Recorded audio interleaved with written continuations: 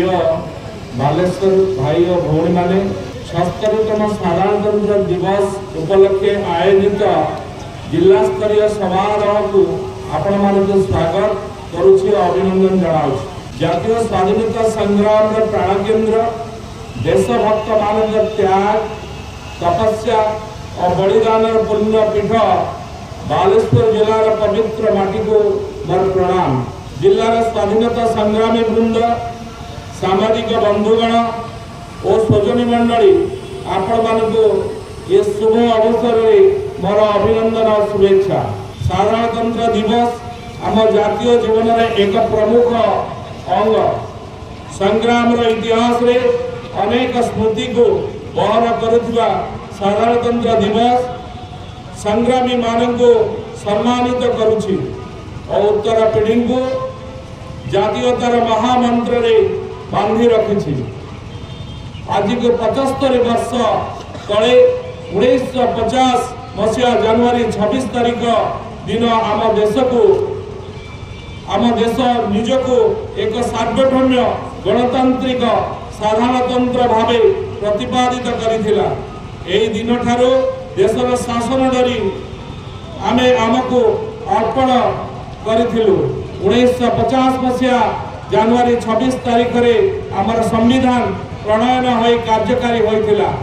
एही दिन आमे सारा विश्व को जणाई देइथिलु जे आम मानक उपरे कोनोसी विदेशी शक्तिर कर्तृत्व नाही एवं निज शासन को निजे चलाइबा को आमे समर्थ। आम संविधान पृथ्वीर सर्वबृहत लिखित संविधान। कोटि कोटि भारतीय आशा आकांक्षा और स्वप्न प्रतिफलित होइछि आम संविधान रे। भारतीय चिंतन दर्शन परंपरा और ऐतिह्यर आधार प्रणीत होइछि आम संविधान। जातीयतार स्तंभ उपरे भारतीय संविधान रो सौध निर्माण होइछि। भारतीय संविधान नागरिक अधिकार और कर्तव्य को सम्मान जणाइछि। आमर ऐक्य संस्कृति संहति और धर्म निरपेक्ष चरित्र को मजबूत करिछि।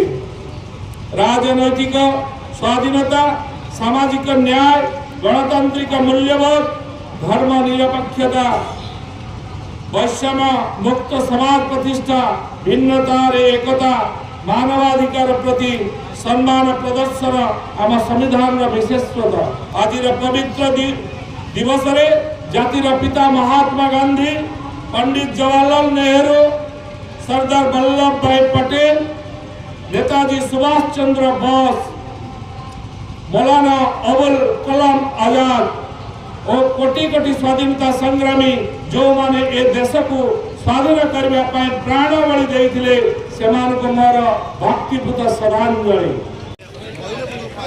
Civilian junior division first Bhavani junior division में फर्स्ट प्राइज पाइछन्ती।